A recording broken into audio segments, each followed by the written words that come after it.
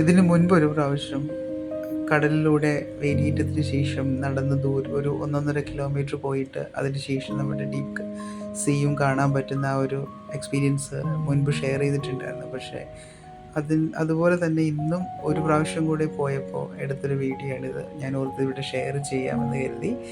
അപ്പോൾ ഇത് ശരിക്കും വേലിയേറ്റത്തിന് ശേഷം ഈ കടൽ രണ്ടായിട്ട് ഡിവൈഡ് ആവും.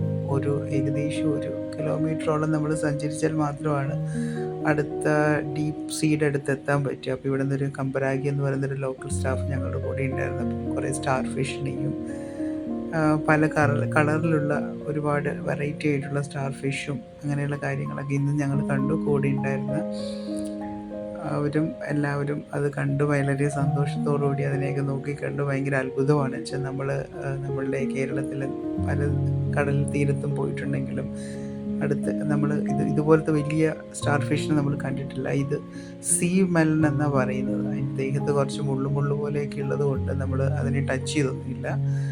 പക്ഷേ അത് കാണാൻ ഭയങ്കര ഭംഗിയാണ്. ഭയങ്കര വലിപ്പം ഉണ്ടായിട്ട് അതിൻ്റെ അടിഭാഗം കാണാൻ ഒരു സ്റ്റാർ പോലെയൊക്കെ അതിൻ്റെ ഇതിലുണ്ട്. അതിപ്പം തിരിച്ചിടുമ്പോൾ അത് നമുക്ക് കാണാൻ പറ്റും. പിന്നെ അതിനെ തൊട്ട് നോക്കിയൊന്നുമില്ല വെച്ചാൽ തൊടാതിരുന്നത് അതിനെ ദേഹത്ത് സ്പർശിച്ച് കഴിഞ്ഞാൽ എന്തെങ്കിലും സംഭവിച്ചാലോ എന്നൊക്കെ ഓർത്തിട്ട് അദ്ദേഹം അവിടെയുള്ള ലോക്കലാണെങ്കിലും പുള്ളിക്കാരനും അത് ടച്ച് ചെയ്തില്ല. പിന്നെ അതൊക്കെ കഴിഞ്ഞ് നല്ല ചൂടായതുകൊണ്ട് വെള്ളത്തിലേക്ക് ഒന്ന് മുങ്ങി ശരീരമൊക്കെ ഒന്ന് തണുപ്പിച്ചു. അതിൻ്റെ അപ്പോൾ എടുത്ത ഫോട്ടോസൊക്കെയാണിത്. വളരെ സന്തോഷമായിട്ട് ഞങ്ങൾ ഇന്നത്തെ ആ ഒരു പോക്ക് നന്നായിരുന്നു. പക്ഷേ ശരിക്കും അവിടെ സീ സ്പൈഡറിനെയൊക്കെ കാണാം. പക്ഷേ അത് ഇതിൻ്റെ അകത്ത് വളരെ ക്ലോസ് ആയിട്ടൊന്നും എടുത്തിട്ടില്ല. ഈ കാണുന്നത് വളരെ ദൂരത്ത് നിന്ന് ഹോട്ടലിൻ്റെ കരയിൽ നിന്നും എടുത്തൊരു പിക്ചറാണ്. രണ്ടായി ഡിവൈഡ് ചെയ്തിട്ട് ഞങ്ങളപ്പോൾ ഇതൊക്കെ കഴിഞ്ഞ് ഏകദേശം ഇപ്പോൾ തിരിച്ചെത്തി, ഹോട്ടലിൻ്റെ അടുത്ത് തിരിച്ചെത്തി.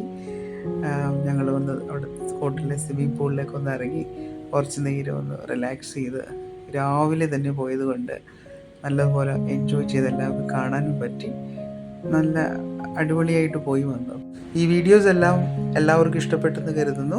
അടുത്തത് പോയി വരുമ്പോൾ അടുത്തത് പോസ്റ്റ് ചെയ്യാം. Thank you.